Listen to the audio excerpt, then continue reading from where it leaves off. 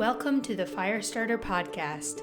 People, ideas, and conversations that move us forward. I'm your host, Willa Kammerer, and it's my passion, my purpose, and my business to make the world a better place through storytelling, which is why we're here today. We'll talk to mission-driven entrepreneurs, philanthropists, and investors, thought leaders, researchers, and experts on the front lines of the world's most pressing issues about designing and thriving in careers of impact.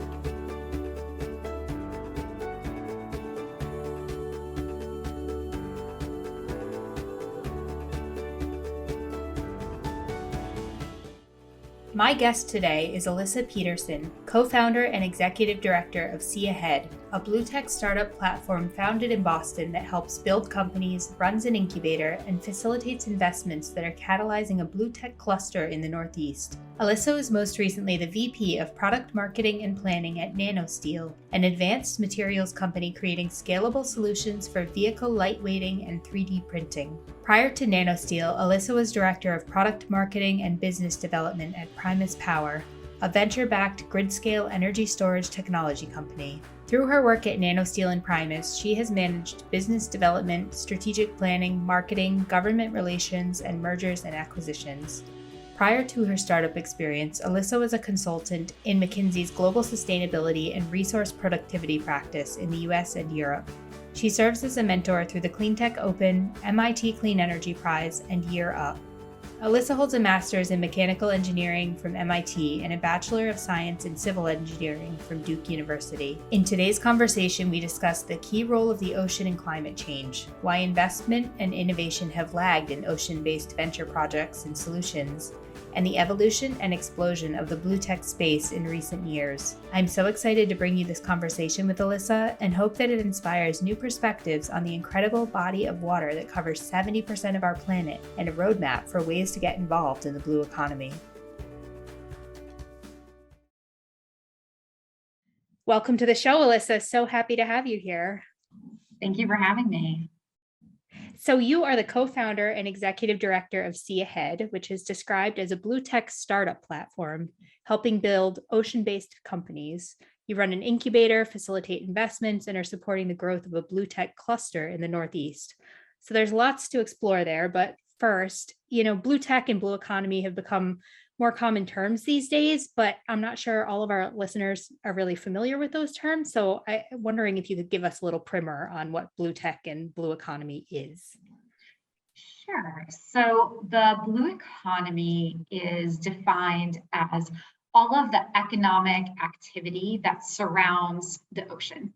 So it would be the industries that use the ocean in order to do their business. So that would be, say, ports and shipping, or the offshore energy industry, of which our primary concern is with the renewables industry related to offshore. But in the wider blue economy, offshore oil and gas would also be included underneath that sort of umbrella. And then it includes fisheries and aquaculture, so all those things that take place in the ocean, and it includes as well for broader economic terms, it includes tourism and all of the things that take place related to the tourism of the ocean. And when we look at it, we look at primarily the tech intersections. And so tourism is not a core focus of ours when we're looking at this, but it is like when somebody talks about the blue economy writ large, tourism is a very large part of the sort of wider blue economy. And we expand these definitions a bit as well, because we would include coastal resilience and all of the innovation that's going to surround coastal resilience underneath our blue economy umbrella, and then as well, approaches that would alleviate ocean pollution, and also we look at ocean-based climate change solutions. So ocean-based climate change solutions can sometimes intersect other of those categories that we just talked about, but sometimes they don't. So See Ahead, it seems, takes a real kind of technology, the intersection of technology and the ocean. And the ocean, exactly. And It so, really, yeah, it's very broad, what that covers when you get yeah, down to it. yeah, it's funny because sometimes we tell people that we are, focused on this ocean and innovation, sort of theme, and they say, "Oh, well, that sounds really nichey," and but when you start to dive into it and all the things that are in there, then they'll say, "Oh, that seems a little too broad." So, it really just depends on which way which framework you want to look at it with, whether it's too nichey or too broad. Yeah, that's so interesting. So, you bring a really interesting background to this work. You have a master's in mechanical engineering from MIT and a BS in civil engineering from Duke University. And you worked at an advanced materials company and also a solar company prior to this. How did you get interested in the oceans and come to this work yourself? Um, so So I actually was on a solar company, but it was a battery storage company. There we go. Yeah. Okay. But Thank you for the correction. grid scale battery storage. So for solar energy, obviously, there you go. But I didn't come at this idea with the ocean framework myself. So I was, looking at, I was in the advanced materials company. I was looking at what my sort of next move would be. And I was meeting with a lot of different people and trying to think about, well, what are a group of companies or ideas that are within the clean technology sort of space, this climate technology, depending on how folks are looking at it now, where there's overlooked entrepreneurs that could use assistance, and they might be interested in finding, and belonging to a new concepts around that support infrastructure. And so I started doing a lot of coffee meetings and a lot of sort of chats, and met my co-founder, Mark Wong, and he comes from a naval architecture, marine engineering background, was at that point in time working as the City of Providence's economic development lead. And so we got together and started putting these ideas that we were each having, him around this blue economy, myself around novel ways to support entrepreneurs, and we sort of brought all those things together and formed See Ahead in 2018. I love that. I didn't know that background. It's so interesting how you kind of brought your different perspectives. Yeah. So I imagine you've gotten to know the ocean a lot better, in the in the years that have spanned since. How are our oceans doing? So I think one of the things that people, the ocean is often out of sight, out of mind. And so people don't really think about the effect that we have on the ocean because it seems so big, right? It covers 70% of the planet, and it just seems like there's limited effect that we could be having on something that's so enormous, right? But the truth of the matter is that we are having a large effect on the ocean. And so if you look at things, if you look at it, about 40% of the global population lives within 100 kilometers of the ocean. And so that's a lot of people who can and will be affected by rising sea levels, which are a result of climate change. And then you also see that the food systems can and will be affected by the effect that people are having on the ocean, because increases in pollution and increases in dissolved CO2 in the ocean, right? So the ocean is the planet's buffer for the absorption of CO2. It has absorbed much of what humankind has put into the atmosphere, preventing temperatures from rising more than rising as much as they otherwise would. And so that changes the pH of the ocean. And when that changes the pH of the ocean, it changes the marine, it changes and it also changes temperature. So it changes the marine biology of the ocean. And so it will change where fish are present, so like lobsters now are not found where they used to be found, which changes the livelihoods of the fishing community. It changes how that fishing community interacts with and intersects with marine mammals, right? And so because marine mammals may travel and traverse in different places than they used to because of those changing temperatures, it also has the pH changes have the effect of, perhaps making it more difficult for shell creatures to create their shells, which will have an impact on aquaculture. So there's all kinds of intersecting and interweaving changes that we're having on the ocean, and that the ocean will also have on us as sea level rises. And so we think that it's imperative to look at this space as a source of solutions to the very problems that we are creating, right? And if you look at, say, the offshore wind industry, you can see how that is one of the ways that the ocean can work with us to help solve those problems, because the offshore renewable energy industry, the offshore wind, right, is set to build about 30 gigawatts of offshore wind power off the east coast of the United States over the next 10 years. And that has the potential to have a big impact on the emissions coming from the East Coast states. So lowering those emissions would lower the pressures on the ocean and create jobs, et cetera. They're going to hire about 70,000 people. So all of these things can work together as sort of like a solution. We're always thinking about this from a solution-oriented approach, and because we believe that there is a need in this space for a new and a sort of like what we call like the third leg of the stool, right? So there's a large number of people working on the ocean from a scientific perspective, and we need all of that great scientific work. We also have a large group of folks working on the ocean from a philanthropic approach, so like marine protected areas and regulations and climate policy and all of those things, which are super important to solving many of the challenges that we're just talking about. And then we're adding this sort of third leg of the stool, right, which is the venture innovation approach. And the reason that we're excited about that and why we're so passionate about what we're doing is because we believe that with small amounts of initial capital and sometimes initial philanthropy, we can move large sums of money into the space by breaking down barriers for entrepreneurs and for helping them get over the early stages of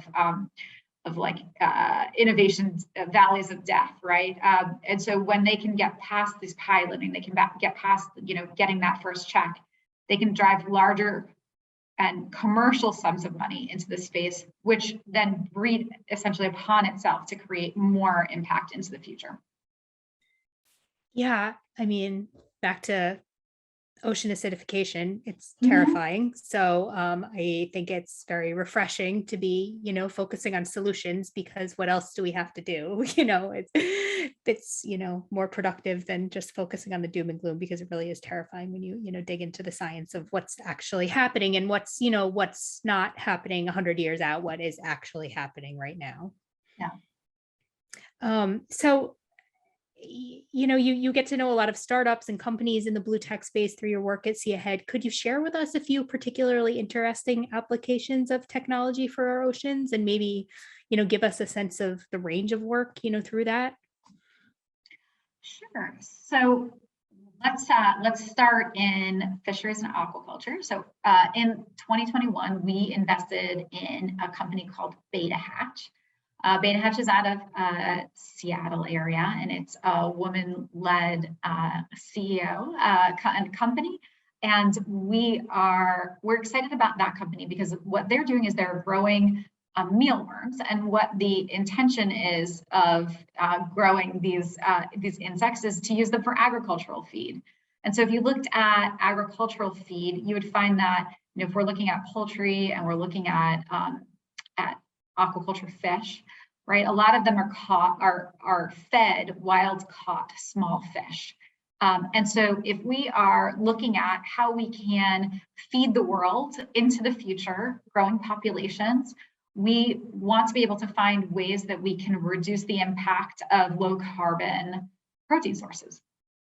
And so by feeding, if aquaculture is going to expand, then we need to find ways to expand it without increasing the amount of wild-caught small fish that go into it and replacing what is, as currently being used. And so the introduction of insects is one of the ways that we can approach that problem. And so that's the reason for our investment in Beta Hatch, which we're really excited about.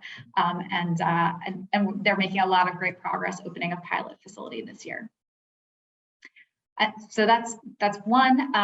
And we can also talk about other work, other areas. So in the maritime space, from a totally different angle, right? We've got a company called Fuel Trust. That's part of our, that's one of the investments that happened last year as well. And so Fuel Trust is a company that's working on using blockchain to increase the transparency of the fuel supply chain for the maritime industry. So one of the things that's really difficult to know is that the fuel that you are purchasing is of the quality that you think you purchased. Because there's regulations around low sulfur. There's going to be increasing demand for low carbon fuels. And so if you think about the ship owner's perspective or the charterer, you are looking at a very challenging time to know that what you purchased is what you're getting and what you're putting into the fuel tanks. And so with Fuel Trust, what they're doing is they're tracing the provenance of the fuel back in the supply chain, and by doing that, it allows the purchaser to have more confidence in the fuel that they are putting into their engines, and it also allows them to to certify if they're using something that has lower carbon. And so if at the end of the day, carbon credits and other kinds of credits are to be certified, they need to be able to prove where they got it from. And so all of this work that Fuel Trust is doing plays toward that movement. And so we're and they're on the way and growing and doing pilots as well. So they're doing great. Yeah, that's so interesting and just shows the kind of real range. You talked about the three-legged stool before, and I wonder, I'd love your perspective on why this stool has remained two-legged, for the ocean for so long. Why has the ocean been lagging behind, say, land-based agriculture, or other land-based things in terms of innovation and, business investment and development? Yeah, it's a good question. I think that part of it is that because it's out of sight, many of the regulations that have been introduced in land-based industries have been delayed in the ocean-based industries, right? Where the regulations for, say, the automotive sector happened much earlier. The regulations for energy efficiency in the maritime space are only just coming, right? So they have a carbon reduction goal of 50% by 2050. And so that's a future looking innovation, whereas on land, there's been, consistent, more or less consistent, movement toward higher energy efficiency in land-based vehicles. And so you really haven't seen as much kind of external pressures. And it also has to do with this kind of shared commons and non-clarity around who has control over what in the ocean, and the need for international collaboration to make those sort of changes that we'd like to see in those industries. So that's one. Two is that you now see consumers changing their behavior, right? And so If you look at, say, plastics and the circular economy, and we look at that because we want to see less plastic pollution in the ocean. And so when you look at that side of things, this is really a consumer change that's being brought through the supply chain, right? So I don't know about you, but I try hard not to consume as much single-use plastic. And our company has policies against throwing events with single-use plastics, and our when we purchase things for others, we try to avoid being that consumer. And I think that sort of sentiment is much more widely shared than it used to be. And that's just one example. You also see examples like that in fish, where the consumer is now being more and more sort of empowered to make those sorts of decisions on behalf of their families. Yeah, it's so interesting. So I'd love to hear more about Sea Ahead Ventures, which is your new venture, and how it's different from more traditional venture investing, and why Blue Tech differentiates itself as a triple bottom line, investment space and opportunity. So Sea Ahead Ventures is in the development stage. We just started the fundraising for that, and it is a sort of in many ways a standard venture fund set up like with a sort of limited partnership structure. And the fund is being designed to invest in seed and Series A stage companies. So the companies that are going to be invested in through that would be ones that are a little later stage than some of the ones that are in our programs, right? So like our Blue Swell incubator, the companies that go into that are very early stages. So the companies that we're looking to invest in through Sea Ahead Ventures are a little bit further along. And the platform that we've built with Sea Ahead, where we have these, we have the incubator program, we've got a market access and entry program that'll launch this year with in the Gulf Coast region. We've got a variety of programs that we run with our corporate partners to try to facilitate companies to work with corporate partners. All of those things together are ways for us to engage startups that don't necessarily require us putting them through the sort of, I'd say narrow channel that a venture capital fund would have for investment. So we can work with startups that are in a variety of from very, very early conceptual stage all the way through, our sort of sweet spot is up until Series A stage, where we work with startups. And then for a small subset of those where it's the right match, then we would have the ability to help, with their capitalization through Sea Ahead Ventures. One of the things that we're looking to do with Sea Ahead Ventures is to drive more capital into the space. So, there's not very many venture companies that are looking at blue tech as a sector and a thesis. There are some that focus on certain subsets of how we would look at blue tech. So maybe aquaculture, or they might look at it from a maritime logistics viewpoint, but from the sort of sector theme geography focus that we take, which is across the blue tech spectrum, there are very few that are doing what we're doing. So we believe there's a lot of opportunities that are overlooked from sort of classic other either clean tech, ag tech investors, because this is not an area that they focus on. Yeah, that's so interesting. I'd love to hear your perspective on, the evolution, even maybe since 2018, before that, or, just even since then, of this space. How have you seen and felt it evolve? Where do you think it's going? Where does it need to go? Yeah, so even since 2018, we've seen a lot of development in blue tech.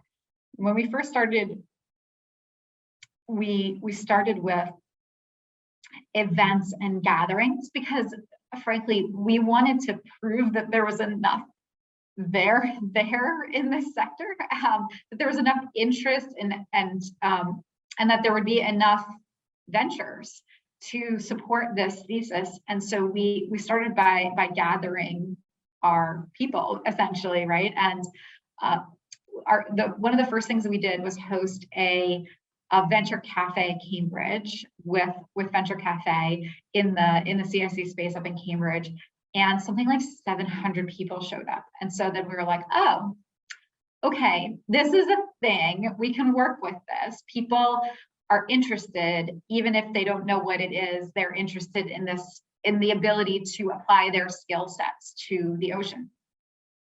And part of why I think the tent has really grown over that period of time is that we see a lot of entrepreneurs who have personal passions, and also investors on our angel side, right? So we see a lot of folks that have personal passions for the ocean who are coming to realize that there's ways for them to apply their skill sets to the problems that that need solving in these spaces. And so we're starting to see more and more companies getting founded with founders that are sort of on the unexpected, right? They're not necessarily folks that come from deep ocean pedigrees, but they're folks that come from, say, data science or material science, who say like, oh, this is so interesting, I can apply what I know to these problems. That's and they only are able to do that now because of folks within the blue economy getting more and more vocal about where those problem sets are, so that others can find ways to dive in. As this space grows, are there any roadblocks that you've experienced, as See Ahead, or that companies, who have been in your network have experienced, maybe because, state regulations haven't caught up, or other challenges like that, consumer awareness, just different things like that? That's the big challenge sets that we're trying to solve for right now are around getting pilot projects. So pilot projects can be, once you're bringing things out, depending on if you're talking about software or hardware, it may be more or less difficult, but particularly when you are applying your technology to assets that are going to be in the water, it can be challenging for you to either get the data that you need, or for you to put together the group of supporters that you need in order to do the pilot projects. Pilot projects can also be more expensive because of the nature of working in the ocean. And so one of the things that we're working on right now is designing more opportunities for startups to pilot out in the water, and with players that are part of that piloting process that then can make strong, I would say, that they can then make a strong impression on to move past the pilot stage. Yeah, step by step. Yeah, exactly. So the last set of problems that we tried to attack with Blueswell was, how do you get that first check, right? Because if it's no one's thesis, and if the government entities that often provide first checks are not focused on this, how do we get first checks to startups so that they can start their businesses? And so that's what we really focused on with Blueswell. And so with Blueswell now, we have 8. We're opening shortly for another cohort. This will be cohort 3, which is really exciting. And so with cohort 3, we'll have space for somewhere between 6 to 8 companies, and so that will. The cohort 3 will start in September. And so that was really the barrier that we aimed at with Blueswell. And so that has been, we've seen some success through that program. So cohort 1 and 2 companies have now raised over $10 million within the 13 companies that have graduated. And so we're expecting a couple more of those to raise in the next couple weeks even. So that should go up shortly because some of the cohort 2 companies are raising right now. That's great. It seems like See Ahead takes a really collaborative approach to supporting businesses in your incubator, bringing together an ecosystem which spans public and private sector, scientists, startups, ocean stakeholders, technologists. Can you share more about the ecosystem type of approach, team approach, and why it may be kind of particularly important, in the ocean landscape? Yeah, I think it is important in the ocean landscape because of all the different stakeholders that are present, no matter what it is that you're looking to accomplish there.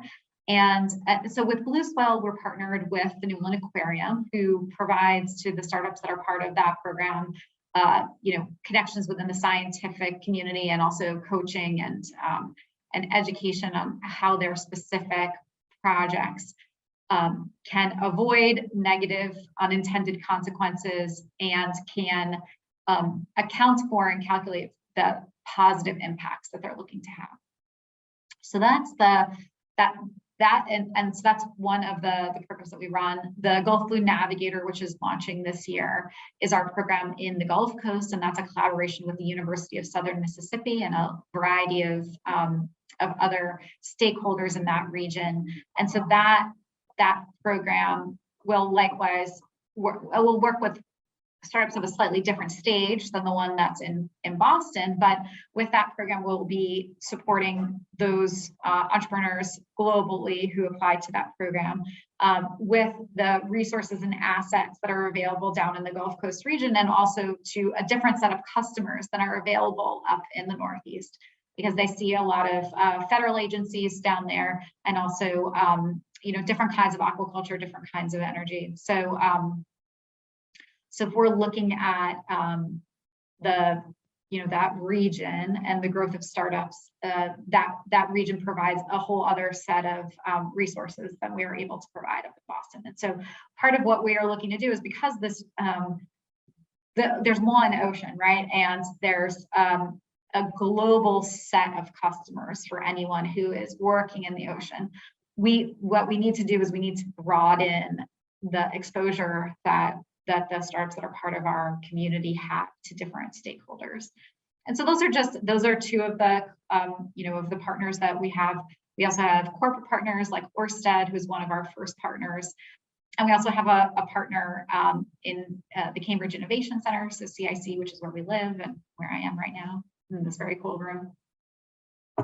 And so and we've been growing that partnership, our partnerships lately, to include we have a longstanding relationship with Foley Hoeg, which provides legal services to the companies in our cohorts and in our community, accountants and software developers and brand architects, et cetera. So we've got we're continuously growing our group of folks that are willing to and capable of helping the startups to scale quickly.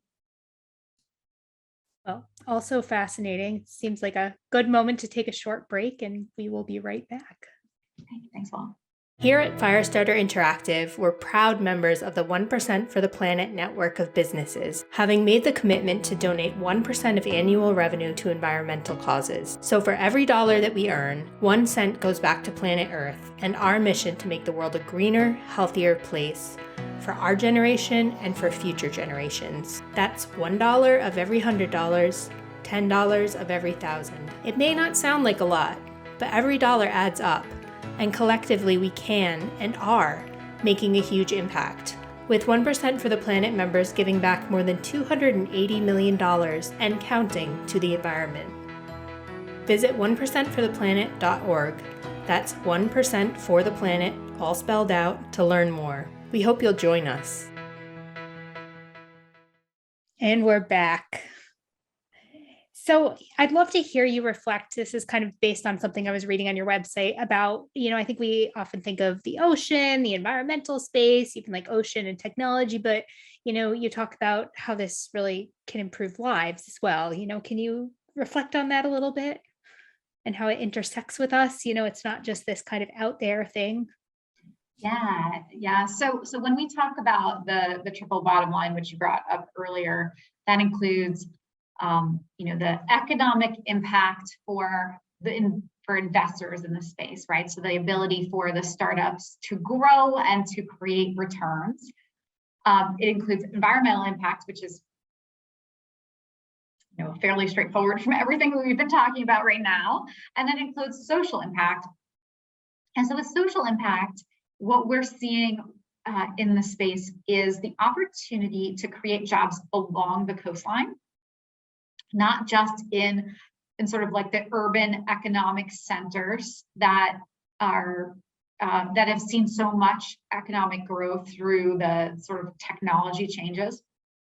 A lot of the regions along the coast haven't seen that kind of economic development and have been sort of, I guess you would say, left behind in that development. And the ability for the supply chain related to, say, offshore wind, or for innovations in aquaculture to create value, jobs, and more sort of social equity and address economic inequality is high, because those kinds of jobs aren't well suited many times to being located in urban centers, because the cost of doing business is high there, and also the proximity to the water may not be present. So you can see that but that through this space, we see a lot of opportunity for job growth, job creation, and also for spreading that out along a larger community than the typical tech sector. Yeah, that makes a lot of sense. So before, go ahead. Yeah. So I could highlight one company that we're working with. I think that's like a particular interest in this space. So Vinci VR was one of the companies in Blue Spell's cohort 1, and they are a company that uses VR to train workers. They were originally working on their system to apply it in the military, and we met them, sort of classic Cambridge style. We met them in the elevator. And we were talking to them about what they do, because they were always, wearing their goggles on the floor, out on the floor and doing, kind of cool stuff. We're like, who are these guys? We met them in the elevator, and we're like, well, have you thought about the potential of your technology to apply to the offshore wind sector? Because they're going to need to hire, tens of thousands of people over the next 10 years, and they could use something like this. And so we worked with the CEO, Eagle, and found him, helped to make connections for him. He ended up getting a contract with Siemens Gamesa to apply his technology into offshore wind. And now he's got relationships with and contracts with the state of Massachusetts. And one of the things that they're using that for is to expose, folks in under-resourced, disadvantaged areas to potential job opportunities in the offshore wind industry, which will, with the idea being that that if you would like to address income inequality, then you need to invite new people into these spaces from communities that may not already understand and know what the job opportunities look like. And so he can bring his technology into a technical high school or a community college and find ways to draw new sets of people into that industry. That makes a lot of sense. And I'm also, that just made me think about, with the environment changing, the ocean changing, for example, commercial fishing was a big thing for a long time, but that's not necessarily, the best thing for the ocean long term, and fish stocks are down. And so that there's other ways to work on the ocean, whether it's in offshore wind or in aquaculture or regenerative ocean farming. So I think that's great, thinking of it from a coastal community development standpoint. Yeah, and I would say that, commercial fishing is not going to go away. right? But what we can and should do is find ways to improve the lives and livelihoods of fishermen, and also to provide them with the value that they create when they do the right thing and they are following the rules and the regulations that are set in place in order to maintain fish stocks and to avoid bycatch and other wildlife impacts. And so one of the ways that we can do that is through traceability and through transparency. And so similar to the fuel trust example I gave earlier, there are opportunities for an overlayer of software and data analytics in order to provide that sort of the transparency that would be required in order for the fishermen to receive the value that they're creating. Because right now it's very difficult if you're in the store to know whether or not the thing that you're purchasing was caught in a sustainable way, or if it's coming from outside the country, and it could have a variety of issues associated with it, which would not be clear to you. And so if we're to expect consumers to pay more for approaching fishing from a sustainable perspective, then we're going to need to be able to tie that back.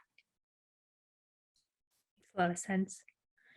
So in the prep for our conversation, I reached out to our mutual friend and collaborator Tino Chow to see if he had any thoughts on what would be interesting to chat with you about. And so he reflected that you're at kind of an inflection point here in your work with blue tech getting a bit more mainstream. And so I'm wondering if, and Tino's wondering, if some new opportunities have come from that and how your role has evolved over time. And then the second part of that is, what's on the horizon for this next phase and what does success look like? Just all the hard questions. So when we started See Ahead, it was just Mark and I running around talking to everybody who would talk to us, and some people who didn't really want to talk to us, but talk to us anyway, And now we're 8 people as of a couple of weeks ago, which is really exciting. But of course, that changes my role quite a bit. People want to, our new team members are like, well, what's our policy for this? And I was like, do we have a policy yet? Like, I guess we need a policy. But so I guess I see as Mark and I's roles are evolving to be the sort of lead champions and business developers for this space, and to, rather than having as deep of an operating role, if you will, in the day-to-day operations of each program that we're running, more of a guiding and a new opportunity mindset, which has been really exciting.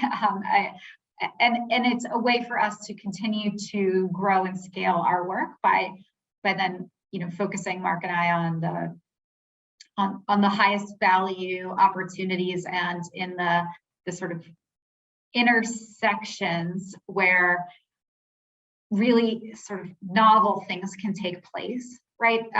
And so we see really exciting intersections when we look at, say, offshore wind, ports, and the maritime industry, right? So like in that intersection, there's something really exciting about to happen. There's also potentially intersections with offshore wind and aquaculture, or there may be intersections with aquaculture and climate change, right? And so our focuses are really around finding opportunity sets and finding ways to apply what See Ahead does best into those opportunities. As far as what success looks like for us this year, I would say that it's launching the Gulf Blue Navigator. It's getting a great cohort 3 for Blue Swell. And it's, with any luck, the first close of See Ahead Ventures. And we start putting our money to work. Well, congratulations on all the growth, and it's just exciting to watch the journey, and I'm sure you will accomplish all those things and then some. Oh, thank you. It's been really exciting, and I'm really grateful for having the opportunity to talk about it and to talk about all the things that are happening here. And yeah, stay tuned on that. While we're here, do you have any, calls to action that you want to make for our listeners? I guess one would be, if this space is exciting to you and you are entrepreneurial, start a company or join a company in this space. There's really great companies that are getting formed. Come to an event, we do lots of virtual and in-person events again. Thankfully, we can do them in person again. So there's tons of ways for you to get exposed to the companies that are getting formed in the space. So please definitely come to that. If you are an investor in this space and you are an angel investor, we've got an angel network that they've done 12 or 13 deals now since we founded that. And so there's a lot of deal flow. There's a lot of opportunities to get involved and also to mentor. For folks that are interested in the space, that are a little further along in their careers, if you would like to give back and work with the companies, there's plenty of opportunities for mentorship. And how can our listeners learn more about See Ahead, maybe connect with you? So our website is probably the best way to do that. So our website is www.sea, so SEA -ahead.com. And or you could also reach us at so our info is info@sea-ahead.com. It's a good way. Well, that's great, Alissa. Thank you so much for this conversation. We'll have to, do a part 2 on the other side of this year and, talk about everything that you've done and everything that's on the horizon. Thanks. Thank you for sharing another episode of the Firestarter podcast. People, ideas, and conversations that move us forward. If you haven't already done so, you can subscribe to the podcast, find show notes, as well as the video of today's show at firestarterix.com/podcast. That's firestarterix.com/podcast. Connect with me on Twitter and Instagram at WillaKammerer, that's KAMMERER, and at Firestarterix. And I'm Willa Kammerer on LinkedIn. This is the Firestarter podcast. I'm your host, Willa Kammerer, and I can't wait to share our next conversation. In the meantime, stay safe, stay well, and let's stay busy making the world a better place.